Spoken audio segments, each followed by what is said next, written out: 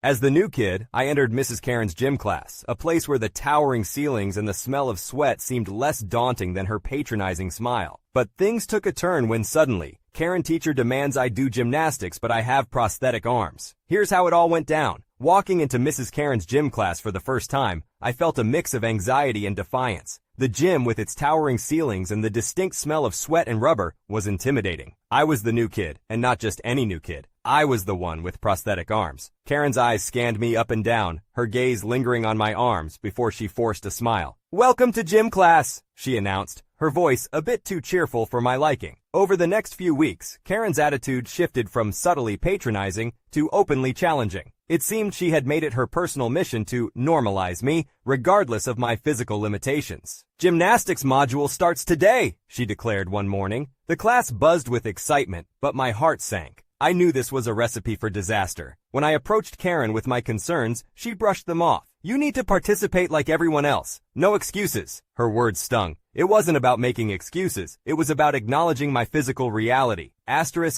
Climax.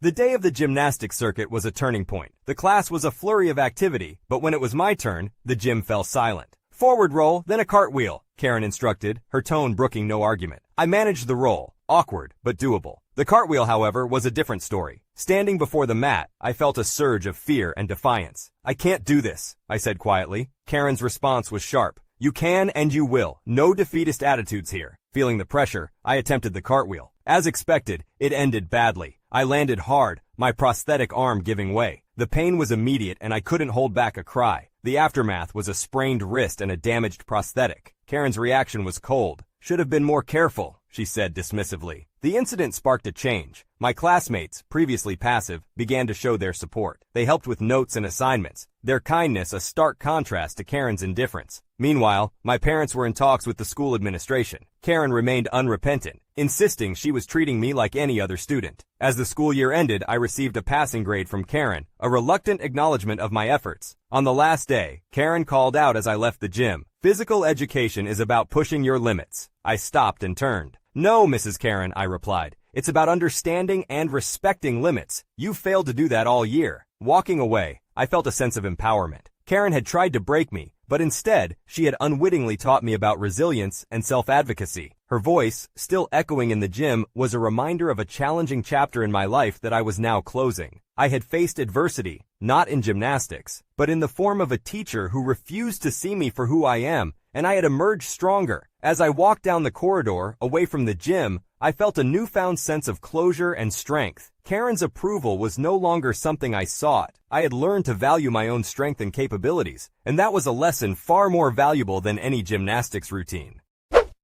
Wow, what a powerful story. It's really disheartening to hear about teachers like Mrs. Karen who fail to understand and respect their students' limitations. Kudos to the writer for showing such resilience and self-advocacy. Keep sharing your stories and inspiring others.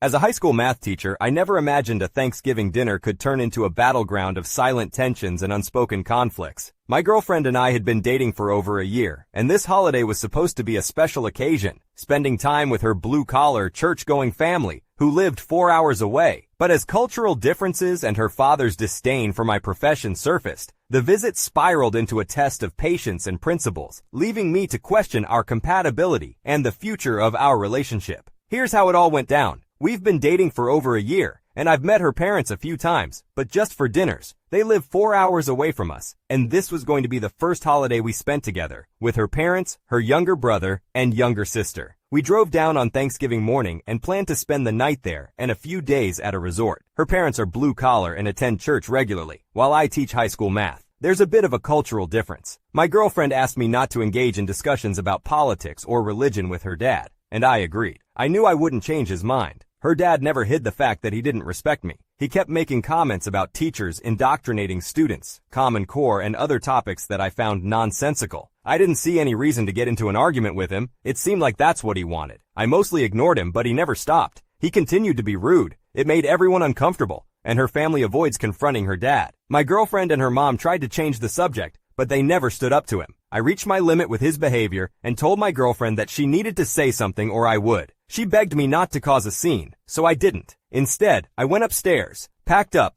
thanked everyone, and left. I suggested that my girlfriend stay and ask her parents or brother to drive her home since we don't live together. I went on to the resort and enjoyed my weekend. My girlfriend has been trying to apologize, but when I asked her what she said to her dad after I left and what he said, she admitted that she never confronted him. He never took responsibility for his actions. It sounds like he continued to insult me even after I left. I've never seen her so avoidant. She only acts that way around her dad. Her only solution seems to be hoping that he'll eventually change his attitude. Should I tell her to stop being afraid of her dad? Should I confront him and express my feelings? Or is this a learning experience that tells us we're just not compatible? I appreciate all the comments. Many of them mentioned that I shouldn't expect or ask her to stand up to her dad, so I didn't. I also don't want to break up with her, but we're setting expectations, and she can decide if she can live with them. I wanted to respond to some comments, but the post got locked before I had a chance. I started by apologizing for leaving her and not continuing our vacation as planned. She also apologized for not leaving with me on Thursday night. She wasn't upset that I left. She understood my frustration with her dad and the promise I made to her. However, she was hoping that things would improve in the morning. She ended up spending the weekend with her family because she wanted to spend time with her brother, sister, and mom. One promising thing she mentioned is that they basically ignored and excluded her dad from everything they did that weekend. I asked her if her dad physically abused her or her mom, and she was taken aback by the question. She got a little upset and said that he would never lay a hand on his family. She asked why I would even ask that, and I explained that her family was so reluctant to stand up to him, to the point of asking me to promise not to, that I thought they might be afraid he would react violently. She said that's just how he is, but his behavior has worsened in recent years. He believes his family should never question or criticize him, especially in his own home. We have established clear boundaries. I will never go to his house again if that's his attitude, unless there is a drastic change. If they want to visit in the future, it will be at my house, or our house if we reach that point. I won't ignore or defer anymore. I asked her if she would be okay with having little or no contact with her dad in the future if his behavior continues. She was very hesitant to promise that and believes that he will eventually change his attitude. I told her that she doesn't have to ask him to apologize or even pretend to like me, but his behavior will determine our level of interaction. Since she won't confront him, I'm taking matters into my own hands. I don't care if I ever see them again. We're spending Christmas with my family, who absolutely love her, and she has a good relationship with my mom. My parents live close by, and my girlfriend is becoming my mom's favorite. I think my mom is starting to like her more than me. Our parents haven't met each other yet, but they wouldn't tolerate his behavior. Many people criticized my comment about her family being blue-collar and church-going. I was trying to adhere to the rules of the subreddit and avoid discussing politics. Instead, I should have explained that he sounds like every other extremist media follower who repeats anti-vaccine and critical race theory conspiracy theories nearly verbatim. These are individuals who misinterpret the Bible to bully LGBTQ kids and ban books. Does that provide a better context? I tolerated his offensive comments and personal attacks without responding because my girlfriend specifically asked me not to argue, and he wants to portray himself as the victim, pretending that everyone looks down on him. I can't say anything to my students' parents either. Do I think I'm superior to blue-collar workers? No. Do I think I'm better than QAnon followers mindlessly repeating whatever they've been fed? Yes. That's where we stand. I understand the dynamics of my girlfriend's family. I'm no longer angry at her, although I'm a bit disappointed, as she is a product of her upbringing, and it's unlikely to change. Fortunately, she doesn't display the same behavior in other relationships.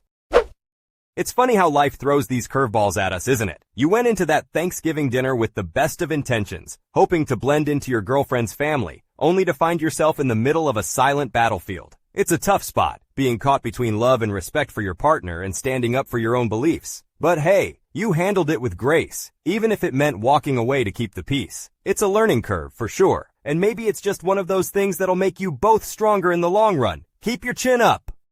Ever since my girlfriend and I, a divorced father of two, moved in together, our blended family's harmony has been teetering on the edge of a cliff. The arrival of a single rat, a gift to my daughter, ignited a firestorm of emotions, revealing deep-seated resentments and hidden agendas. Here's how it all went down. I'm a 45-year-old man, and my girlfriend, also 45, and I have been living together for 2 years. She gets along great with my children, especially my son. I share custody of my 2 children, a 16-year-old boy and a 15-year-old girl, with my 40-year-old ex-wife. However, there's a problem. My girlfriend has a phobia of rodents, including mice, rats, and squirrels. Everyone knows about it, and sometimes they laugh, but it's a serious issue for her. She can't even look at a picture of a rodent without starting to hyperventilate. When my daughter turned 15, she received a rat as a gift. She brought it home, and my girlfriend panicked, leaving the apartment so quickly she forgot her shoes and coat. I was upset with my daughter because she's aware of my girlfriend's fear. I suggested she keep her pet at her mother's house when visiting us. My daughter became angry, arguing that it's unfair and that my girlfriend should be the one to leave. She said if her rat isn't welcome, neither is she, and now she plans to stay with her mom. My ex-wife accused me of favoring my girlfriend over my daughter. I retorted that she was wrong to give such a gift, knowing the situation. Am I the asshole here? Additional information. As many suspected, the rat was a deliberate provocation. I never thought my daughter liked rats, and I was surprised at her birthday party. My girlfriend and I moved in together about 3 weeks ago, and the rat appeared 10 days later. I've tried discussing alternatives with my daughter, like getting another pet, but she's made up her mind. It's either her or my girlfriend in the apartment. My son revealed that my ex-wife and daughter have been disparaging my girlfriend, calling her a home wrecker. Legally, children here can choose which parent to live with at my daughter's age, so she can stay with her mother. Meanwhile, my son wants to move in with me permanently, likely to avoid the drama. My ex-wife is upset, thinking I influenced my son's decision. He's expressed a desire to move in with me and visit her instead, which I've agreed to. This situation is escalating quickly, and my attempts to resolve it have only made things worse. I appreciate the opportunity to vent. I'm open to advice from other divorced parents over 40. For context, my ex-wife initiated our divorce, and after a brief attempt at reconciliation, I moved on and fell in love with my current girlfriend. My ex-wife seemed to accept my decision, but clearly there are unresolved issues. My daughter refuses to speak to me and insists on living permanently with her mom. My son, now living with me, is happier and more open. I've had to block my ex-wife's number due to her threats and insults, accusing me of turning my son against her. As for the rat, my daughter and her ex-wife released it into the woods. My girlfriend and I are considering getting a dog, hoping it might encourage my daughter to visit. However, life has been calmer without her and her mother's presence. They both refuse therapy. That's everything for now. You know, when you look back at everything that happened, it's like that tiny rat was just the tip of an emotional iceberg. It's crazy how something so small can shake up everything, making you see the real picture underneath all those family dynamics. It's a tough lesson, but it's all about finding that balance, isn't it? Sometimes, it's the little things that really show you what's going on with the people around you.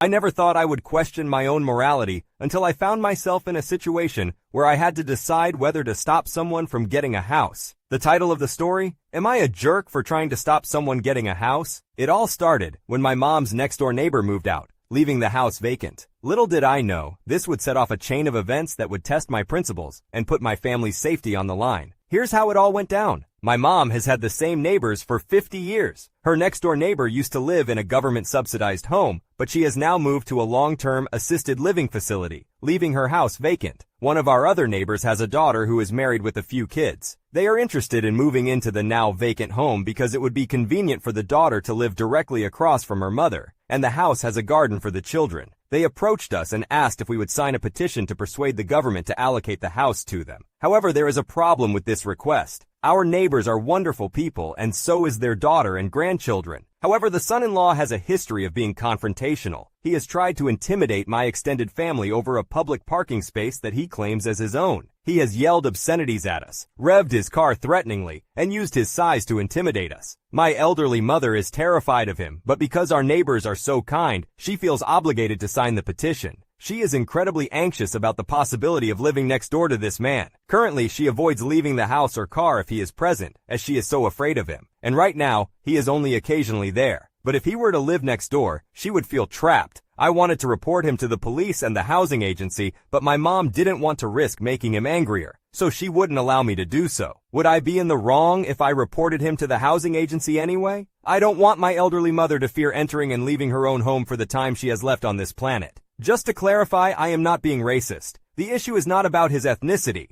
but rather his aggressive behavior. The term thug refers to his demeanor, not his ethnicity. I reached out to the local housing authority without my mother's knowledge, and the person I spoke to dismissed the idea. They explained that our neighbors already have housing, and those on the waiting list will be given priority. They advised me to sign the petition to avoid drawing attention to ourselves and to maintain peace. They mentioned that ultimately the housing officer in charge of that area will have the final say, but the chances of the problematic individual getting the house are extremely slim. The petitioner came to my mom's doorstep this week, and I signed the petition on her behalf, wishing them the best of luck. So for now, I can have some peace of mind, knowing that my concerns have been forwarded to the relevant person and the antisocial behavior unit has been updated. It has been greatly appreciated. And to the person who reminded me not to let my fear of being rude compromise my safety or the safety of my family, you are absolutely right. I tend to avoid conflicts at all costs, but that isn't always the best approach.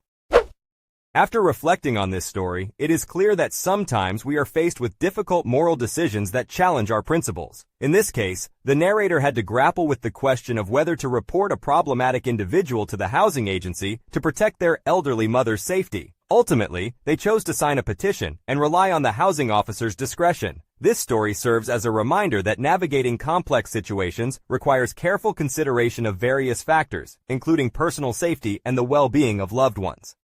Growing up with strict Hindu parents, I always felt suffocated and resented my family. When I met Zach, everything changed. Our love led me to convert to his faith, a decision I kept hidden from my family. Little did I know, this secret would unravel, causing chaos and forcing me to make a life-altering decision. Here's how it all went down. So for background context, I, 28F, was raised Hindu and had two very strict parents. My dad was emotionally distant and held problematic views about different people. Meanwhile, my mother was excessively controlling and spent my teenage years trying to mold me into her ideal daughter. I deeply resented my family, and as soon as I had the opportunity, I ran away to university and never looked back. Nowadays, I keep them at a distance and only see them a couple of times a year, but I'm planning on cutting them off soon. I met Zach, 32M, through work, and we've been together for about 4 years. He had a completely different upbringing than me. When he proposed 2.5 years ago, I decided to convert to his faith. It wasn't solely for him though, as I had been interested in his religion for some time, so when he proposed, I initiated the conversion process. The conversion was completed in July, and a month later, we got married. I have a great relationship with my in-laws, and their loving and kind treatment has always surprised me because I never experienced it growing up. I didn't invite my parents or any family members to the wedding because I knew they would strongly disapprove of Zach, mainly because he's not Indian or Hindu.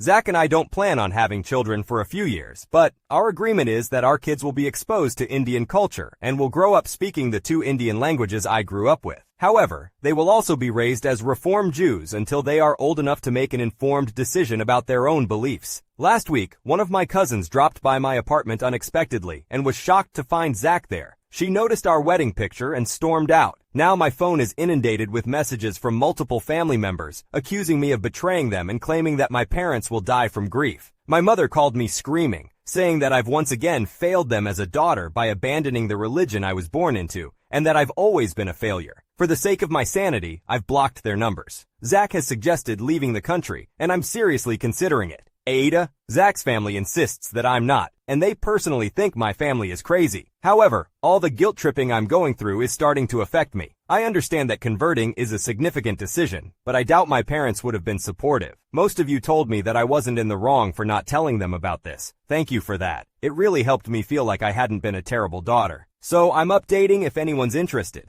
Zach and I ended our lease at our apartment, temporarily moved to Scotland, and are currently in the process of moving to the Netherlands, where his aunts and uncles live. They were aware of how difficult my family was, but they only fully understood the extent of it when my mother-in-law informed them after I had a nervous breakdown over the messages from my family. They immediately offered us a place to stay, and one of his uncles offered to help me obtain a work permit. Zach has an Irish passport, so the process is smoother for him. My job couldn't transfer me until next year, so I accepted their offer, and I'm in the process of submitting the necessary documents for my work permit. His aunt mentioned our situation to a friend, and that friend offered to let us rent a small flat he owns until we can get back on our feet. We had a discussion, and I've decided to change my name to my Jewish name to avoid being found. Fortunately, Zach has a very common Dutch surname, and my name is already somewhat anglicized, so it's a starting point for now. Facing the turmoil of a strict upbringing and familial backlash, you've bravely chosen your own path by converting to another faith and marrying Zach. Your decision to move to the Netherlands and start anew, away from judgment and towards a life of your own making, is a powerful testament to your resilience. Amidst this journey, you've found strength in Zach's supportive family, embracing a future filled with hope and the freedom to be true to yourself. I thought I knew everything about my fiancé, Eric, until he secretly flew to Paris to see his ex Jane under false pretenses. This revelation shattered my trust, unveiling a web of lies and unexpected emotions. Here's how it all went down. My fiancé, Eric, 27 male, has a friend named Jane, in her 20s female, who lives in Paris, France. Due to her move, we have only met each other through video chat. Eric and I have been together for a year and a half. Before we started dating, he had a romantic involvement with Jane. He mentioned that their relationship ended on a bad note, but they managed to move past it. I have never asked for the details of what happened. Jane holds a significant place in Eric's life. They communicate through text or video chat once or twice a month. I am aware that they share common experiences, as Eric's parents were abusive, and I have gathered that Jane's parents were as well. However, I have never sensed any desire from either of them to rekindle their past relationship, and Eric has never given me a reason to feel insecure. Until now. He proposed to me 3 weeks ago, and I happily accepted. I was filled with excitement to marry him. However, a few days ago, he suddenly announced that he needed to visit his family. This was strange because he had cut off contact with them several years ago and expressed no interest in seeing them again. He claimed it was due to an important family emergency and left. He kept me updated and we spoke on the phone a few times, with him mentioning his mother's health issues. I had no reason to suspect anything. Edit. As I read this again, I realize it sounds strange, but he's always been sensitive about discussing his family, so I didn't want to push it. However, a couple of hours ago, I received a message from Jane asking if Eric was all right. I informed her that he was visiting his family, which is why he might not have been responding to her messages. To my surprise, she then revealed that he is in Paris with her, and even shared a photo of him in her apartment. I haven't responded to her yet. I am panicking and unsure of what to do. He boarded a flight to see her, a 12-hour journey without informing me, presumably at the last minute. Why is he there? Should I confront him? Has anyone else experienced a similar situation? To get straight to the point, I broke up with him. Many people were concerned that he would find the post, but I did change a lot of details. The main issue remains the same. Jane lives in a foreign country at least 12 hours away, and he decided to go to her without telling me. I also saw some comments discussing the age gap between Eric and Jane. Jane is in her late 20s. I initially said 20s because I wasn't sure of her exact age at the time. After I posted and the comments started pouring in, I had to turn off my phone. Many people were saying that Eric still wanted to be with Jane, that he wasn't over her, and I started having a panic attack. I'm not usually an insecure person, and Eric had given me no reason to be. But this situation, I felt foolish and blindsided. He had always been open about his friendship with Jane and how much she meant to him, but there was nothing to make me think he still had feelings for her. Honestly, even if he had told me he wanted to visit her without me, I probably would have been okay with it as long as I could go on my own vacation. Anyway, I spoke with Jane on the phone the next day. According to her, he just showed up at her door, claiming that he missed her and needed to get away. She provided proof that she had no idea he was coming, and I have no reason to doubt her when she tells me that nothing happened between them. I think she was angrier than I was. At the time, she assumed that something really bad must have happened, either with me or his family. She knew from past experiences that it was better to let him talk when he was ready instead of pushing him. She gave it 2 days, during which he was behaving very impulsively, spacing out, and bringing up their past multiple times. They hadn't seriously talked about it since their relationship ended years ago. He's usually the calmer and more level-headed one between the two of them, so this behavior was extremely out of character. Finally, she decided to text me to see if I knew anything. After I told her that he was with his family, she quickly realized that I had no idea where he was, and she confronted him about it. They got into a massive fight that lasted for hours, and she eventually told him to leave. She didn't really tell me what the fight was about, just that she yelled at him for not telling me.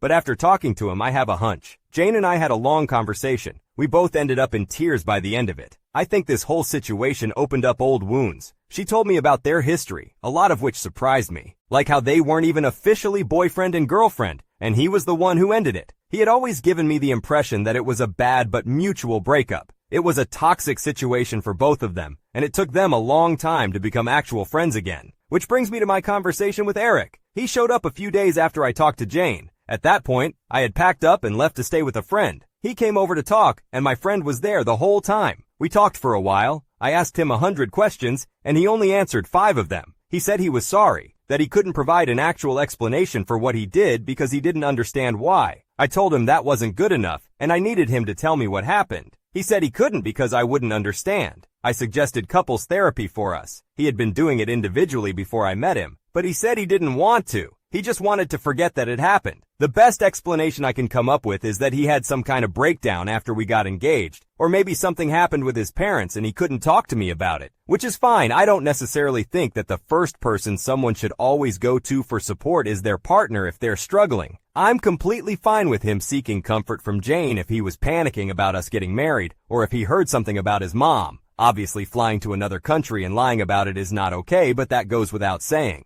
Jane could probably understand him better than I could and know what to say, but now he can't even talk to me about it, nor is he making an effort to do so. How does that bode for our future? He just wants to pretend that everything is fine and normal, and I simply can't do that. On top of all that, until now, he has never been secretive about his feelings, thoughts, or his past. He hates talking about it and gets defensive when people ask too many questions, but he has always told me things when I ask. I believe that if he was panicking about getting married or if something had actually happened with his mom, he would tell me. I couldn't help but ask if it was because he just doesn't want to talk about the fact that he wants to be with Jane and regrets how he treated her. He denied it, but I think I hit a nerve. He claimed that he doesn't have any remaining feelings for her, other than the fact that she's a big what if. She's important to him, but she's in the past, and I'm the future. Maybe it's just my fear talking. But what if this whole time he has been using me to try to make Jane jealous because he realized he lost her, and he went to see her to see if she still wanted him just in case? I think that's what they fought about. I think he went there to see her because he realized he still wants her, and she has been living her life without him, with no problem. It's bad enough if that's the case, but if I take him back, what if she changes her mind? I have no reason to believe she will change her mind. She doesn't talk about him the way I talk about someone I'm romantically interested in.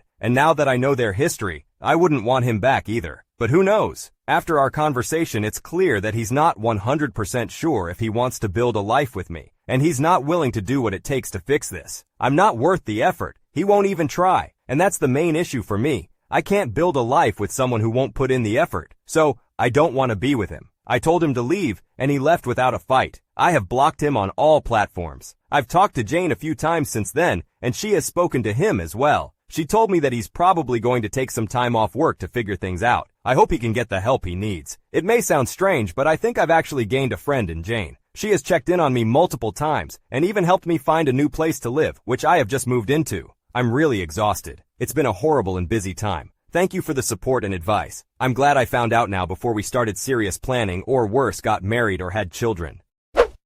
As you reflect on the tumultuous journey of betrayal and revelation, you find yourself learning invaluable lessons about trust, resilience, and the unexpected paths to friendship. It's a poignant reminder that sometimes, the most challenging experiences pave the way for profound personal growth and self-discovery. If you enjoyed today's stories, check out the other videos on your screen now. Submit your own stories at you'rethejerk.com. Subscribe now, or you're definitely the jerk.